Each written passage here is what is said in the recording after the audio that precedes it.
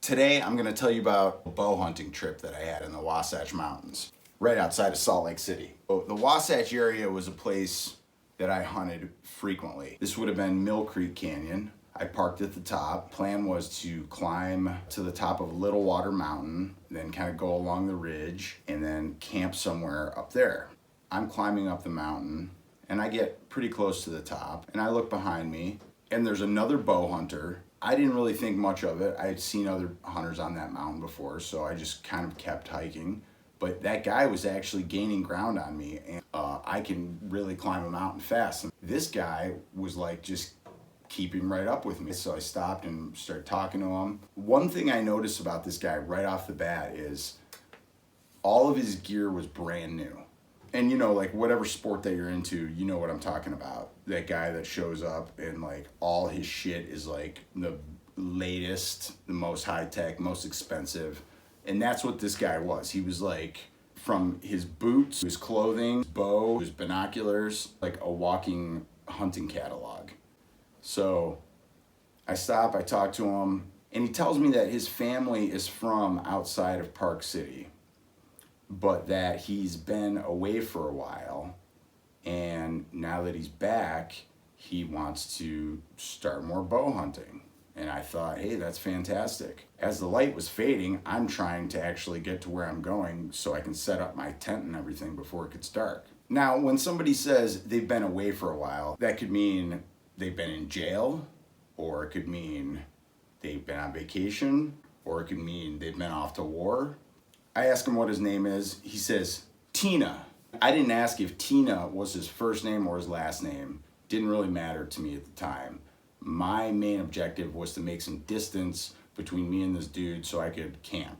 So we're just both standing there talking, and we look over down into a little canyon thing, and there's a gigantic bull elk walking out into this opening. And this is about 400 or 500 yards away. But we can see this bull. We each have a bull elk tag in our pocket, and we have about 15 minutes of daylight left. We decide, yes, we're for sure gonna get down there and work together to try to get a shot on this bull. So I'm getting ready to go down this steep hillside to close the distance. Tina opens up his backpack and pulls out this $3,000 or $4,000 Swarovski spotting scope. And he starts setting it up on the tripod. Keep in mind here, we're not at some kind of like fucking trophy game ranch. We're on public land, and there is a bull. I can tell with the naked eye is not just a shooter, but a trophy book bull at about 500 yards away. This guy is pulling out his gear to stand there and like try to field score it and look at this elk. What's going through my mind is like, is this guy even really hunting, or is he like some kind of federal agent that is like following me or in just pretending to be a hunter? Like, what the fuck is this guy doing, you know? So I'm like, hey man, let's just button it up. Let's just get down there. This is a massive bull, right? He zips up his scope and puts it away and everything. We bomb down this hill. It is like gnarly rocks and everything. We get like around this little ridge. We get down to right where he was. By the time we get down there, of course, he's gone. And now it's dark.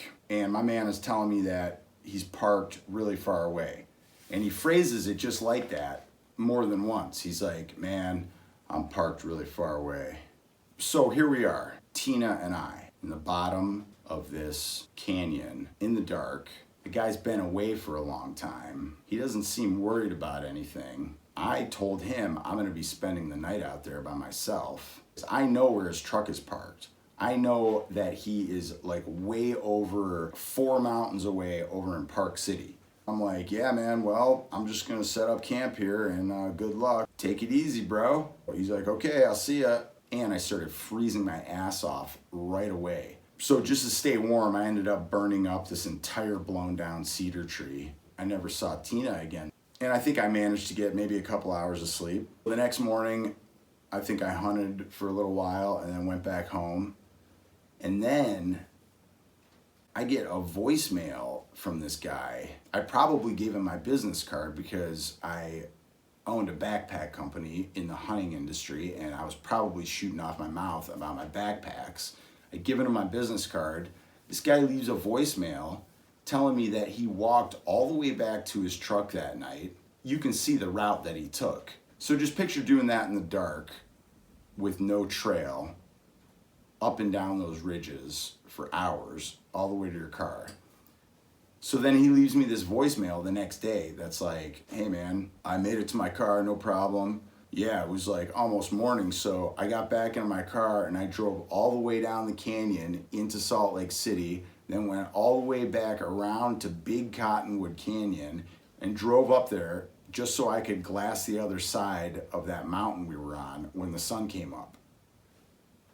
Sometimes, you know, when you're in the woods, you run into people. Tina was actually not the guy who made me the most nervous, who I ran into in the woods. But basically, the story about Tina is interesting because of the fact that he exhibited some curious behavior, but also some really gnarly Navy SEAL-like behavior. I definitely respected him for that. I'm more on the side of thinking that he was probably some kind of special forces, like army dude or whatever.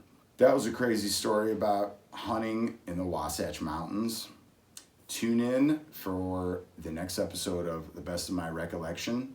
Don't forget to subscribe and to set your notifications so that you get notified every single time I tell a story, because why wouldn't you want to hear about it the next time I tell a story? And be safe out there.